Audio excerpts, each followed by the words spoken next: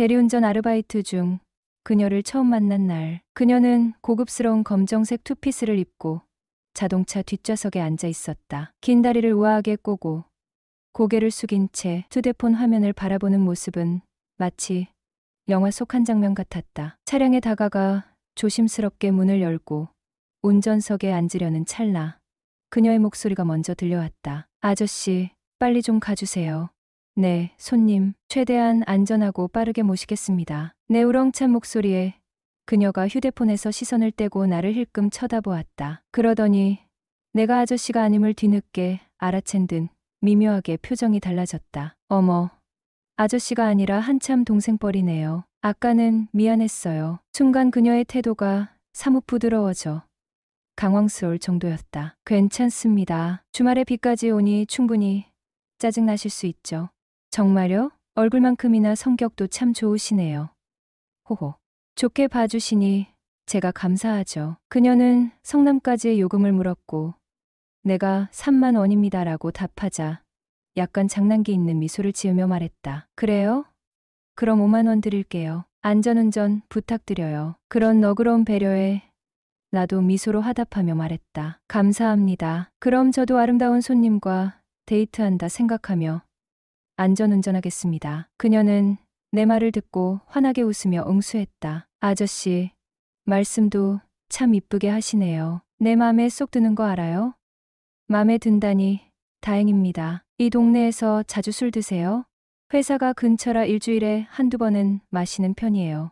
그렇다면 제 연락처를 드릴게요. 대리 필요하시면 언제든 연락 주세요. 좋아요. 좋아.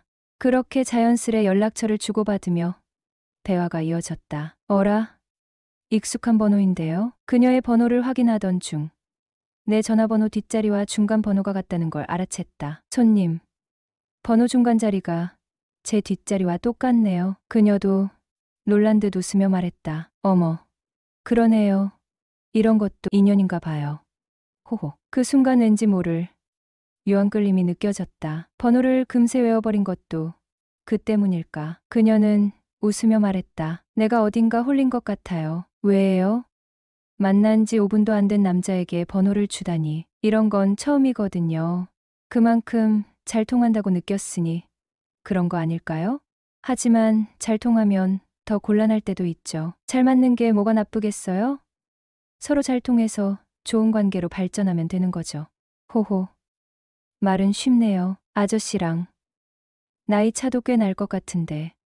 남녀 사이의 나이는 숫자에 불과하잖아요. 그리고 손님 정도면 정말 아름다우시잖아요. 어떤 남자가 싫다 하겠어요. 내 칭찬에 그녀는 환하게 웃으며 장난스럽게 물었다. 그럼 20살 연상도 괜찮겠어요? 그럼요. 제 마음은 언제나 열려 있답니다.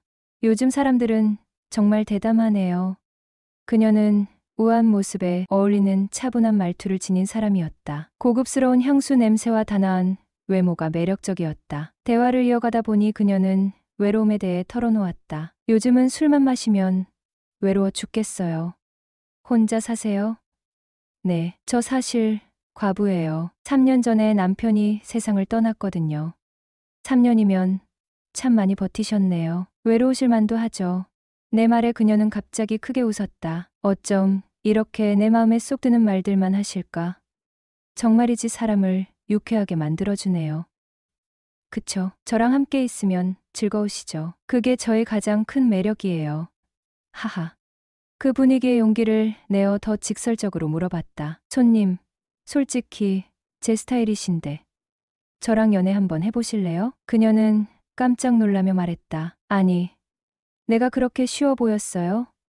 어떻게 그렇게 쉽게 그런 말을 해요? 그런 뜻이 아니에요. 외로운 사람끼리 서로 의지하며 잘 맞으면 좋은 인연이 될 수도 있잖아요. 그리고 요즘은 서로 호감을 가지면 원나잇도 많이 하고 그날 만나 그날 사귀는 경우도 많다고 했죠. 기분 나쁘게 생각 안 했으면 좋겠다고 하니 그제서야 알겠다고 하더군요. 당시 나는 2년 동안 장거리 연애를 하는 여자친구가 있었는데 여자친구는 성격이 불같은 데다 성미도 매우 급해 매일 싸우고 화해하기를 반복하고 있었어요. 진절머리가 날 때였죠. 저 역시 한참 외로울 때였고 새로운 변화가 필요한 시기였습니다. 손님을 목적지까지 데려다 주고 돌아오는 길에 자꾸만 그녀의 전화번호 뒷자리가 머릿속에서 맴돌았어요. 그리고 조금 전까지 나누었던 대화들을 정리해보면 뭔가 이뤄질 수도 있겠다는 생각이 들었죠. 더 솔직히 말하자면 호기심이 컸어요. 40대 여성, 벤츠를 몰고 혼자 살며 사회적으로 성공을 이룬 그녀는 과연 어떤 연애를 할까? 그리고 그런 연애는 어떤 맛일까? 외로운 과부란 말에 순간적인 용기를 냈던 것 같아요. 실패하면 그만이지. 어차피 그녀와 내가 다시 얽힐 일은 없을 테니까. 그래서 용기를 내어 그녀에게 전화를 했습니다. 신호만 갈 뿐 전화 연결이 되지 않았어요. 오늘은 걸렀나 보다. 쪽팔리게 괜히 전화했네. 난 또 혼자 살고 있다기에 쉽게 넘어올 줄 알았더니 생각과는 다르네 하며 아쉬워하는 마음으로 전화를 끊었어요. 그렇게 체념을 하고 돌아가고 있었는데 약 5분 뒤 전화벨이 울렸습니다. 어디시죠? 상냥하고 맑은 목소리가 핸드폰을 통해 전해왔다. 아내, 아까 대리운전 기사예요. 기사 아저씨였구나. 그런데 무슨 일로? 약간은 당황한 듯 한편으로는 냉정한 듯한 그녀의 음성이 들렸다. 그게 좀 전에 제가 급발진해서 실수한 것 같아 사과드리려고요. 호호, 괜찮아요. 젊은 사람이 그럴 수도 있죠? 전 남자답고 보기 좋던데요. 정말요? 그럼 커피 한 잔 주세요. 어머, 아직 안 가셨어요? 당연하죠. 남자가 칼을 뽑았으면 무라도 썰어야 한다는 말도 있잖아요. 이대로 포기한다면 제가 했던 말들의 진정성이 너무 없어지잖아요. 그럼 잠시 들어와 커피라도 한 잔 하세요. 잠시 뒤 그녀가 현관문을 열어주었고 뒤를 따라 집 안으로 들어섰다. 거실로 들어서자 크리스탈로 만든 듯한 샹드릴레와 아기자기 꾸며져 있는 인테리어 소품들, 주인 여자 이미지와 너무나도 잘 맞는 집안 풍경이 나타났다. 집이 너무 멋지네요. 직접 인테리어 하셨나 봐요? 네, 제가 하는 일이 인테리어 쪽 일이라서요. 하는 데까지 했는데 어때요? 정말 멋진데요. 지금까지 이렇게 이쁜 집은 못 본 것 같아요. 그녀의 입가에 미소가 피어났다. 시원한 커피로 하시겠어요? 네, 주시면 감사하죠. 편하게 앉아 계세요. 거실 한쪽에 놓여있는 소파에 몸을 기대니 푹신한 기분이 좋아서인가. 입가에 떠오른 미소는 쉽사리 사라지지 않았다. 나는 언제 이런 집에서 살아보나. 잠시 후 딸칵 소리가 들리며 그녀가 방 안으로 들어갔다 나왔는데 하얀색 실크 재질의 잠옷을 입고 나온 것이다. 뭐지? 하지만 그쪽으로 자꾸 눈이 간다. 나보고 어떻게 하라는 거야. 커피예요. 집에선 오랜만에 타는 것이라서 맛이 있으려나 모르겠네요. 내 앞에 커피잔을 내려놓고는 반대편 소파에 가서 자리에 앉았다. 순간 나는 어디에 시선을 두어야 할지 망설이듯 이곳저곳을 둘러보며 오른손으로 연신 자신의 얼굴에서 흐른 땀을 닦아냈다. 더우세요? 아니요. 그냥 긴장돼서요. 풋하고 웃음을 터뜨렸다. 좀 전에 그 남자다움은 다 어디 갔대. 갑자기 순진 모드로 변하셨네. 그나저나 얼굴이 잘생기셔서 여자들이 많이 따랐을 것 같은데. 나는 순간 얼굴이 벌개지고 얼굴이 화끈거리는 상황을 타개하려고 커피잔을 들고 입안 가득 커피를 넣었다가 뜨거움에 다시금 토해내고 말았다. 어머, 뜨거운데 천천히 드시죠. 아, 네. 갑자기 어리숙한 내 행동이 우스운지 그녀의 입가에서 웃음꽃이 사라질 줄 모른다. 근데 내가 그쪽보다 나이가 한참 많을 텐데. 나이 차는 중요하지가 않아요. 어떤 사람인가가 중요한 거죠. 이럴 땐 또 남자답단 말야. 호호. 늦은 시간까지 이런저런 이야기를 하며 점점 우리는 가까워지고 있었다. 그녀는 올해 45살, 나보다 17살이 많았다. 나랑 나이차가 이 정도인데 감당할 수 있겠어요? 아니, 그건 제가 할 말 같은데요. 17살이나 어린 남자 감당하실 수 있겠어요? 호호. 나도 처음이긴 한데 기사님 정도면 한번 키워볼 만은 하겠어. 저도 사모님 정도면 재롱떨 맛이 나겠는걸요. 호호, 나 이런 기분 처음이야. 남자가 날 이리도 애태우는 건 말야. 이때다 싶었다. 그래서 작심한 듯 물었다. 그럼 사모님 애인으로 저는 어때요? 벌써? 그래도 몇 번은 더 만나보고 결정해야지. 아무리 생각해도 나한테는 너무 빠른 것 같아요. 그럼 이러면 어떨까요? 서로 사생활은 터치하지 않는 선에서 필요할 때만 애인 사이로 지내는 거요. 그녀의 눈동자가 흔들리는 게 보였다. 생각해보세요. 우리가 살면 얼마나 산다고 하루라도 젊을 때 즐기며 살아야죠. 참나. 젊은 사람이 별소리를 다 하네. 좋은 쪽으로 한번 생각은 해보죠. 일단 오늘은 서로가 잘 맞는지 한번 맞춰보는 게 어떨까요? 사람이 왜 이렇게 성급해요? 그녀가 웃으며 되물었다. 오늘 아니면 이런 기회가 다시는 안 올 것 같아서요. 호호. 그럴 수도 있죠. 사람이 한번 정신 차리고 나면 생각이 달라질 수도 있으니. 그러니까요. 지금 느끼는 이 감정에 최대한 솔직하고 싶어요. 사모님도 그러시지 않나요? 결국 목적은 그거였군요. 호호. 그녀가 미소를 지으며 고개를 살짝 돌렸다. 솔직히 말씀드리면 사모님도 그런 마음이 없으신 건 아니시잖아요? 근데 우리 아직 서로 이름도 모르잖아. 이름이 무슨 상관이에요? 중요한 건 우리가 통하고 있다는 거죠. 뭐, 그건 그렇지만 그래도 자연스러운 분위기라는 게 있잖아요.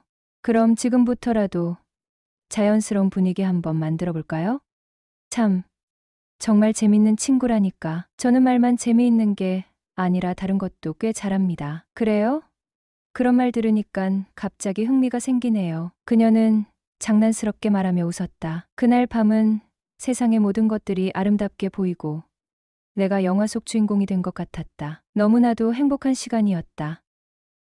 안녕하세요. 20대 후반의 미혼남입니다. 전북 남원에서 태어나 서울로 대학을 진학하며 지금까지 서울에서 생활하고 있어요. 사실 저는 노는 걸 좋아해서 또래보다 공부를 조금 늦게 시작했습니다. 재수 끝에 소위 명문대라 불리는 학교에 들어갔고 군복무도 평범한 곳에서 하고 싶지 않아 해병대를 지원해 복무를 마쳤습니다. 저에겐 17살 연상의 여자친구가 있습니다. 대리운전 아르바이트를 하던 시절 술에 취한 진상 고객으로 처음 만났고 그 만남이 연인으로까지 발전했어요. 사귄 지 1년이 넘었는데 처음엔 단순한 호기심에서 시작한 관계가 지금은 깊은 애정으로 바뀌었습니다. 문제는 여자친구와 그녀의 가족이 결혼에 대한 이야기를 꺼내면서부터 시작됐습니다. 여자친구는 현재 그녀의 아버지와 함께 꽤 이름 있는 인테리어 회사를 운영하고 있어요. 교제 8개월 즈음부터 결혼과 미래에 대한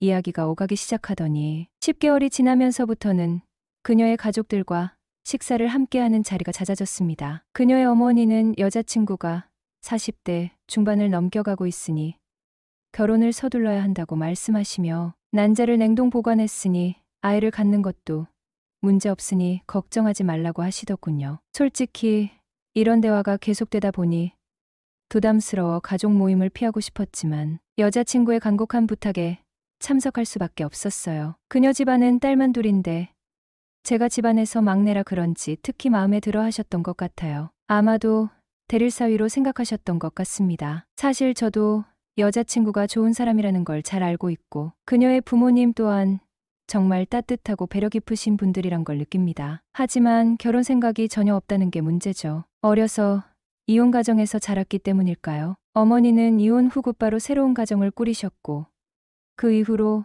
저와의 왕래는 끊어졌습니다. 어머니의 사랑을 받지 못하고 자라면서 연애는 몰라도 결혼은 하고 싶지 않다는 생각을 늘 품고 있었어요. 아이를 낳고 기르는 것에 대한 부담감도 컸고요. 여자친구에게 이런 솔직한 마음을 털어놓는다면 그녀와의 관계가 소원해지거나 최악의 경우 헤어짐으로 이어질까 봐 두려웠습니다. 그래서 결혼 이야기가 나올 때마다 아직은 이르다. 조금 더 만나보자고 둘러댔어요. 하지만 언제까지 이런 식으로 미룰 수 있을지 마음이 점점 무거워지고 있었죠. 어느 날 여자친구의 아버지가 입원하셨다는 소식을 들었습니다. 자수성가한 그녀의 아버지는 늘상 바쁜 삶을 살아오셨죠. 그러다 최근 건강이 급격히 나빠졌고 여자친구는 병원에서 아버지를 간호하며 힘겨운 시간을 보내고 있었어요. 제가 병문안을 갔을 때 아버지는 저를 붙잡고 우리 딸 항상 너를 믿고 의지하더라. 내가 없더라도 내가 우리 딸을 지켜줄 수 있겠냐라고 말씀하셨습니다. 그 순간 제 마음 한구석이 뭉클해졌습니다. 어릴 적 제가 느꼈던 결핍, 어머니와의 단절로 인해 스스로 만들어낸 결혼에 대한 벽이 떠올랐거든요. 그리고 여자친구를 통해 제가 얼마나 많은 사랑과 지지를 받고 있는지도 깨달았죠. 여자친구, 가족의 관심이 부담스러운 게 아니라 저를 진심으로 받아들여주는 사랑의 표현임을 그제 알게 되었습니다. 이런 게 바로 행복한 가족이란 거구나. 그 후 저는 여자친구와 진지하게 대화했어요. 제가 느꼈던 결혼에 대한 두려움과 과거의 상처들, 특히 엄마에게 버림받은 상처, 솔직히 털어놓았습니다. 그녀는 제 이야기를 듣고 눈물을 흘렸죠. 내가 어떤 마음이었는지 이제 알겠어. 하지만 우리는 서로를 사랑하니까 함께라면 충분히 행복한 가정을 만들 수 있을 거야. 그녀의 따뜻한 말에 저는 결혼에 대해 다시 생각하기로 마음먹었어요. 결혼은 단지 두 사람의 사랑만이 아니라 서로를 치유하고 완성해가는 과정이라는 것을 깨달았거든요. 결국 우리는 1년 후 결혼식을 올렸습니다. 결혼식 날 그녀의 아버지는 건강을 되찾아 밝은 미소로 축하를 건넸고 그녀의 어머니는 눈물을 보이며 우리를 축복해 주셨죠. 그리고 연락 두절되었던 저희 어머니도 결혼식에 참석을 하셨어요. 저 몰래 아내가 초대를 했더군요. 이제 저는 결혼을 두려움이 아닌 기회로 바라봅니다. 그녀와 함께라면 과거의 상처도 새로운 희망으로 바뀔 수 있다는 걸 배웠기 때문입니다. 사랑은 결국 두 사람의 믿음과 노력으로 완성되는